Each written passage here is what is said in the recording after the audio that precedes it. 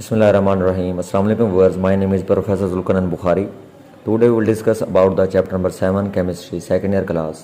Chapter number 7 जो है हमारे पास है fundamental principles of organic chemistry. इसमें बेसिकली शॉर्ट क्वेश्चन भी आता है पेपर में, एमसीक्यूज भी, और लॉन्ग क्वेश्चन के हवाले से इंपॉर्टेंट चैप्टर है ऑर्गेनिक केमिस्ट्री का। अब इसमें हमने सबसे पहले इंट्रोडक्शन पढ़ना है कि हमारे पास जो ऑर्गेनिक कंपाउंड्स हैं वो क्या होते हैं और ऑर्गेनिक केमिस्ट्री क्या होती है, इसके बारे में हम डिस्कस करेंगे। अगर हम इंट्रोडक्शन की बात करें तो ऑलमोस्ट अगर हम 200 साल पहले की बात करें तो जो साइंटिस्ट थे उन्होंने ऑर्गेनिक और जो इनऑर्गेनिक कंपाउंड्स थे उनको डिफ्रेंशिएट किया गया था, यानी कि उनको सेपरेशन उनकी जो की थी वो किस बुनियाद के ऊपर की थी, दो चीज़ों के बुनियाद पर की थी।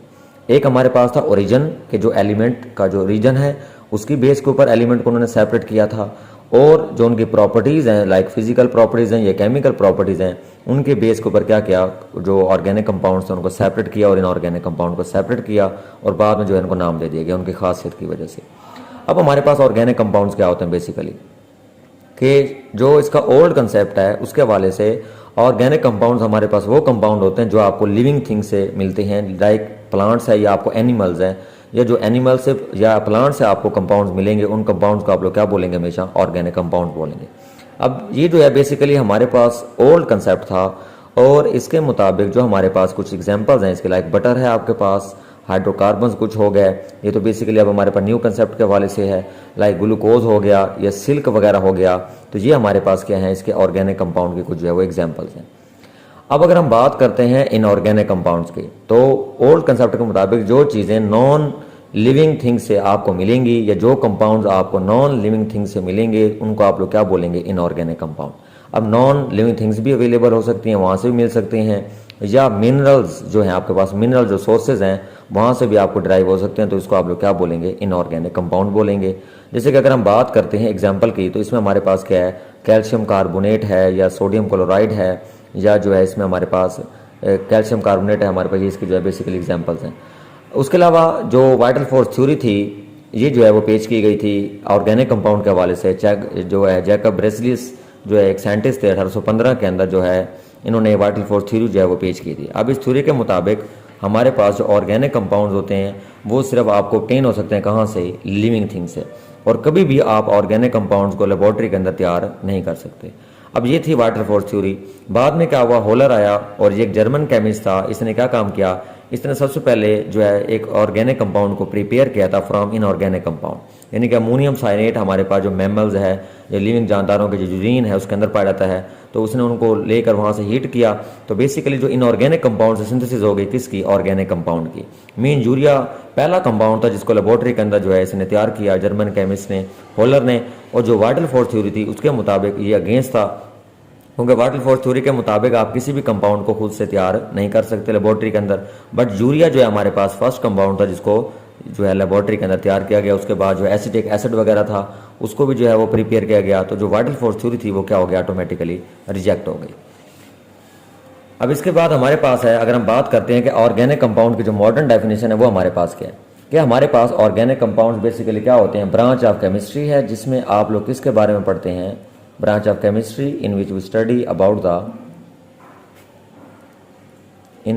study कि इसमें हम लोग दो चीज़ों के बारे में पढ़ते हैं, in which we study about the carbon and hydrogen, mean carbon और हाइड्रोजन के बारे में पढ़ते हैं, और इसके अलावा इसके जो डेरिवेटिव्स होंगे उसके बारे में भी हम स्टडी करेंगे। मीन जो भी कार्बन और हाइड्रोजन से मिलकर आगे कंपाउंड बनेंगे, आगे जो इनकी टाइप्स होंगी उसके बारे में भी हम लोग क्या करते हैं यहाँ पर इसकी जो है वो स्टडी करेंगे, तो उसको आप लोग क्या बोलते हैं, ऑर्गेनिक कंपाउंड्स बोलते हैं। अब अगर हम बात करते हैं कि जो हमारे पास ऑर्गेनिक कंपाउंड्स हैं इस वक्त मिलियंस के अंदर पाए जाते हैं, millions of organic compound are known today, mean हमारे पास जो ऑर्गेनिक कंपाउंड है वो बहुत ज़्यादा अमाउंट के अंदर पाए जाते हैं। ऑर्गेनिक कंपाउंड में सिर्फ दो चीज़ों के हम पढ़ते हैं, कार्बन और हाइड्रोजन को, जबकि इनऑर्गेनिक कंपाउंड इतने ज़्यादा होने की वजह से मीन उनके जो एलिमेंट्स हैं, लाइक आपके पास टेबल में 118 एलिमेंट टोटल हैं, इन दोनों को निकाल दिया जाए तो पीछे के 16 एलिमेंट्स हैं, बाकी जो एलिमेंट्स हैं वो मिलकर सिर्फ चंद जो है 1000 एलिमेंट बना रहे हैं जिनको आप लोग बोलते हैं इनऑर्गेनिक कंपाउंड। अब जो ये ऑर्गेनिक कंपाउंड है ये मिलियंस की तादाद के अंदर पाए जाते हैं, ऑलमोस्ट 4 मिलियन से भी अबव ऑर्गेनिक कंपाउंड इस वक्त जो है जाने जाते हैं। तो आखिर इसकी वजह क्या है कि हमारे पास जो ऑर्गेनिक कंपाउंड है वो सबसे ज़्यादा क्यों पाए जाते हैं, कुछ ना कुछ तो फीचर्स होंगे ना इन ऑर्गेनिक कंपाउंड के। तो अब हमने डिस्कस करना है इन फीचर्स के बारे में कि जो ऑर्गेनिक कंपाउंड हैं इनके फीचर्स क्या होते हैं, फीचर्स ऑफ ऑर्गेनिक कंपाउंड, कि ऑर्गेनिक कंपाउंड की ऐसी कौन कौन सी खसूसियात हैं जिन खसूसियात की वजह से ऑर्गेनिक कंपाउंड जो है वो सबसे ज़्यादा जो है वो एग्जिस्ट करते हैं। अगर हम बात करते हैं सबसे पहले जो ऑर्गेनिक कंपाउंड की जो पहला फीचर क्या है कि peculiar nature of carbon, peculiar nature of carbon mean जो पेक्यूलियर का मतलब क्या होता है, अजीब व गरीब, मीन के इसका अपने बाकी मेंबर से या बाकी जितने भी पीरियोडिक टेबल के मेंबर्स हैं उनसे जो इसका बिहेवियर है वो टोटली जो है वो डिफरेंट है। तो इसका डिफरेंट बिहेवियर क्यों है? लेकिन जो कार्बन है ये हमारे पास इसके आखिरी शेल के अंदर जो है वो 4 इलेक्ट्रॉन्स जो है वो पाए जाते हैं, 4 इलेक्ट्रॉन, मीन हमारे पास 4th ग्रुप से बिलोंग रखता है। अब जो कार्बन है वो बेसिकली जो है मल्टीपल बॉन्डिंग भी कर सकता है। एक तो इसकी खासियत ये है कि कार्बन जो है वो मल्टीपल बॉन्डिंग में भी हिस्सा लेता है। मीन जो कार्बन है ये सिंगल बॉन्ड भी बना सकता है, कार्बन जो है डबल बॉन्ड भी बना सकता है, कार्बन जो है ट्रिपल बॉन्ड भी बना सकता है। अब इस मल्टीप्लिसिटी की वजह से जो हमारे पास ऑर्गेनिक कंपाउंड है वो हमारे पास सबसे ज़्यादा पाए जाते हैं। लेकिन अगर हम बात करते हैं, एक एग्जांपल है हमारे पास CH3, CH2 एंड CH3। अब इसमें देख सकते हैं कि जितने भी आपके पास कंपाउंड है वो सारे के सारे जो है वो सिंगल। हमारे पास क्या है एग्जांपल आप देख सकते हैं कि इसमें हमारे पास 3 कार्बन है और इसको आप लोग बोलते हैं प्रोपेन।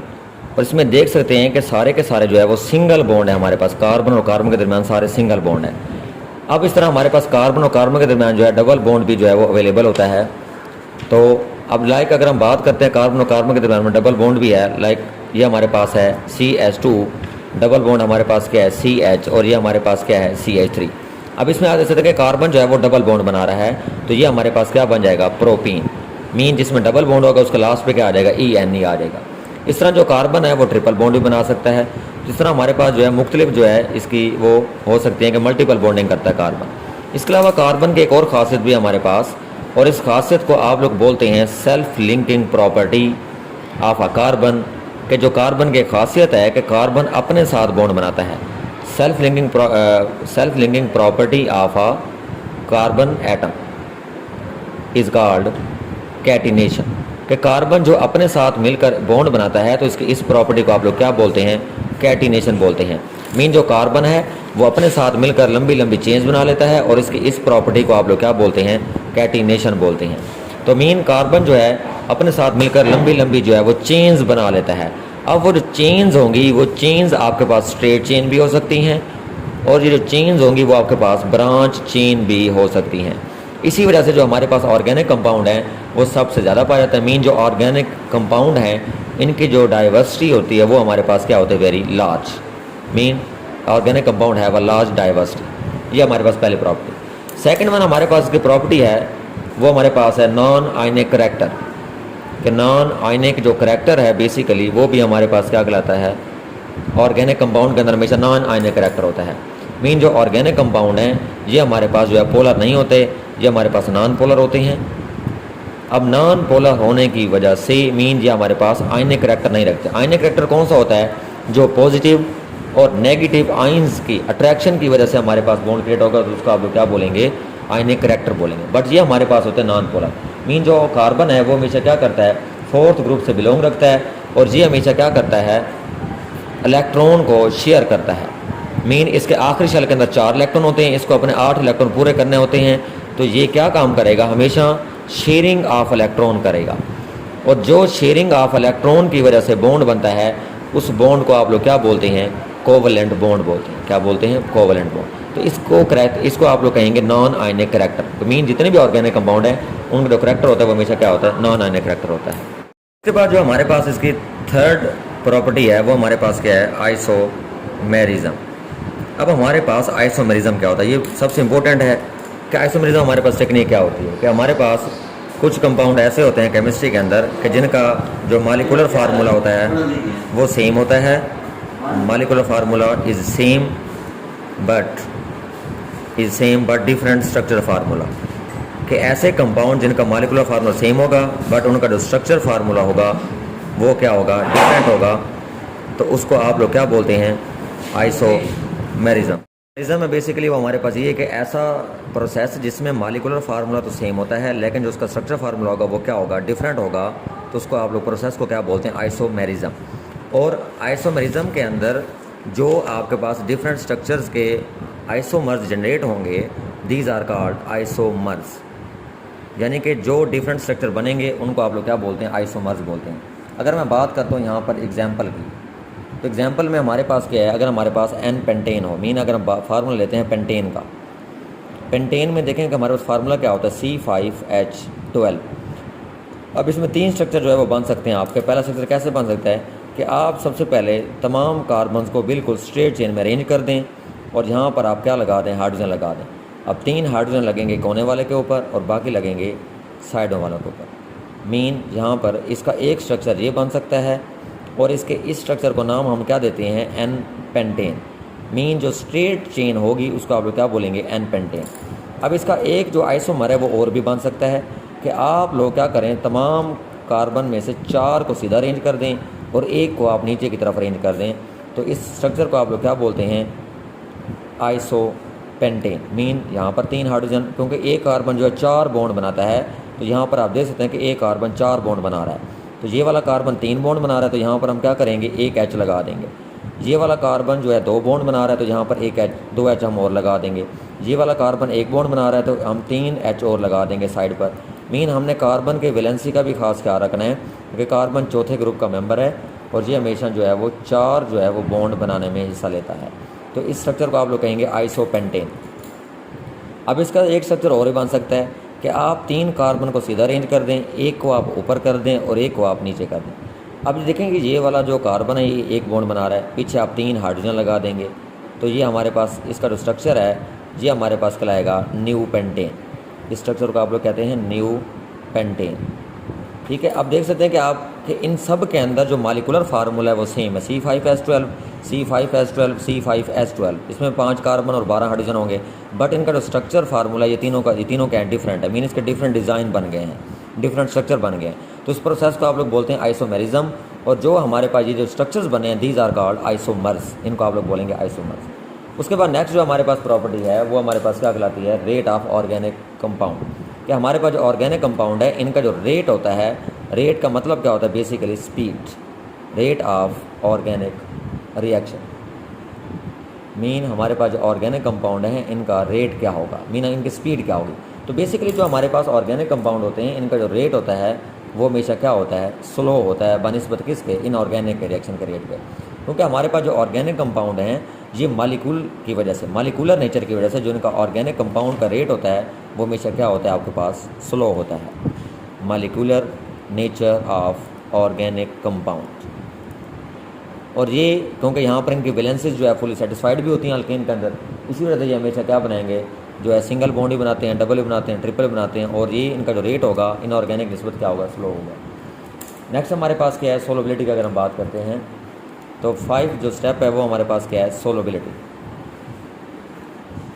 कि हमारे पास जो ऑर्गेनिक कंपाउंड है ये हमेशा क्या होते हैं, इनसोलुबल इन वाटर होते हैं। Mean they are insoluble in water.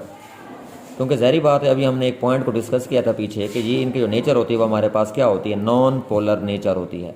और आप लोगों ने एक प्रिंसिपल पढ़ा होगा, लाइक डिजोल्व लाइक, यानी कि ये सोलोबिलिटी का हमारे पास एक प्रिंसिपल होता है, लाइक डिजोल्व लाइक, कि जो चीज़ें लाइक होंगी वो एक दूसरे के साथ हमेशा क्या होती हैं, हल होती हैं। लाइक अगर हम बात करते हैं कि पोलर सब्सटेंस हमेशा हल होगा किसके अंदर, पोलर सॉल्वेंट के अंदर। जो नॉन पोलर होगा वो हमेशा हल होता है किसके अंदर, नॉन पोलर के अंदर। और जो पोलर होता है वो कभी भी नॉन पोलर में हल नहीं होता। ये इसका रूल होता है सोलोबिलिटी का, लाइक डिजोल्व लाइक का। तो मीन हमारे पास जो ऑर्गेनिक कंपाउंड है दीज आर नॉन पोलर। तो ज़ाहिर बात है कि क्या ये पानी के अंदर हल होंगे, ये पानी के अंदर बिल्कुल भी हल नहीं होंगे, क्योंकि ये नॉन पोलर है। और पानी की जो नेचर होती है वो हमारे पास क्या होती है, पोलर नेचर होती है। मीन उसके अंदर पॉजिटिव पोल्स भी हैं और नेगेटिव पोल्स भी हैं। तो नॉन पोलर कंपाउंड कभी भी जो है पोलर के अंदर हल नहीं हो सकता। ये भी मैंने आपको लाइक डिजोल्व लाइक का जो है प्रिंसिपल बताया है। तो ये हल किसके अंदर होगा, फिर ये जो हल होगा वो होगा हमेशा नॉन पोलर है, तो ये नॉन पोलर सॉल्वेंट के अंदर ही क्या होगा, डिजोल्व होगा। लाइक हमारे पास बेंजीन है, हमारे पास ईथर है, हमारे पास क्लोरोफॉर्म है, तो उसके अंदर ये क्या हो सकता है, हमेशा डिजोल्व हो सकता है, ETC। तो ये उनके अंदर डिजोल्व होगा, बट ये पानी के अंदर कभी भी सोलबल नहीं होगा। तो ये हमारे पास कुछ चंद एक ऐसी प्रॉपर्टीज थी जिसकी वजह से जो ऑर्गेनिक कंपाउंड है वो सबसे ज़्यादा जो है वो पाए जाते हैं इस यूनिवर्स के अंदर। उनकी जो डाइवर्सिटी है वो बहुत ज़्यादा है। ओके, थैंक यू, अल्लाह हाफिज़।